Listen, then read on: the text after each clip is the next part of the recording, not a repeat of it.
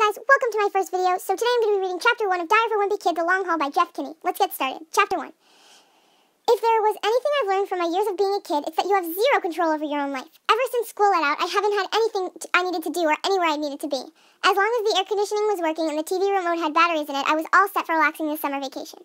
But then, out of the blue, this happened. Pack your bags, we're going on a road trip. This isn't the first time Mom has sprung a trip on us without warning. Last year, the first day of summer, she was going upstate for a few days to visit Aunt Loretta at the nursing home. It wasn't exactly my idea of a fun way to kick off the summer. One time, when we visited Aunt Loretta, her roommate grabbed me and wouldn't let me go until a staff gave her chocolate chip muffins. But Mom was just bluffing about going to the nursing home. At breakfast the next morning, she told us where we were really going. Me and my brother Roger were happy because we were both dreading spending the first week of summer vacation playing shuffleboard at the nursing home.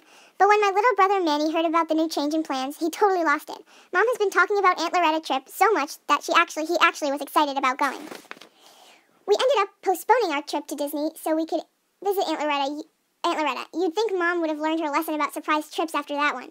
I know exactly where the road trip idea came from because the new issue of Family Frolic magazine came in the mail today. If I had to guess, I'd say 90% of everything we do as a family comes from ideas Mom gets from the magazine, and when I saw the latest issue, I knew it was going to get Mom's wheels turning.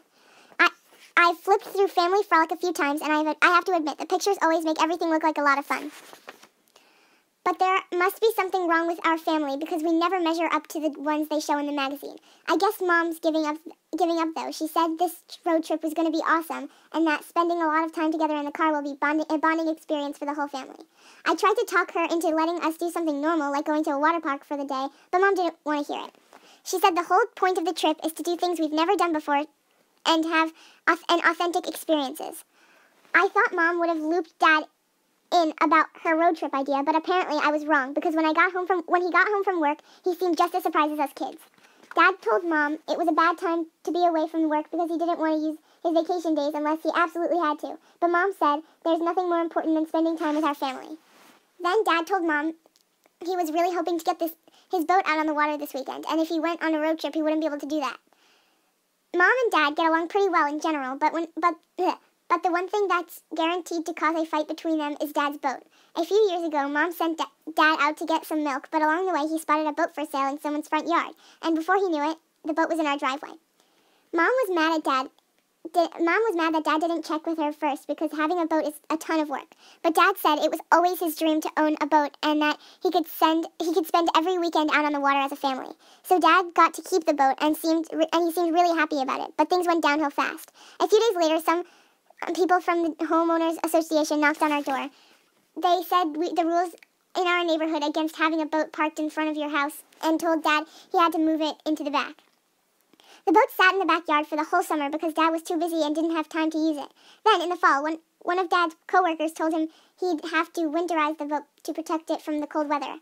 Dad found out it would cost more to winterize the boat than to cost him to buy it, so he decided he'd take his chances. And sure enough, 2 weeks later, when temperatures dropped below freezing, a big crack appeared in the hull. When it started to snow, Dad rolled the boat under the back deck, and it sat there all winter. And in the spring, Mom started using it to store all of her junk from the house. The next summer, Dad decided he was going to fix the boat, but when he went to pull it out from under the deck, he discovered a family of raccoons living in the old washing machine. Dad called the exterminator to get rid of the raccoons, but when we heard how much that was going to cost, he decided to take care of it himself.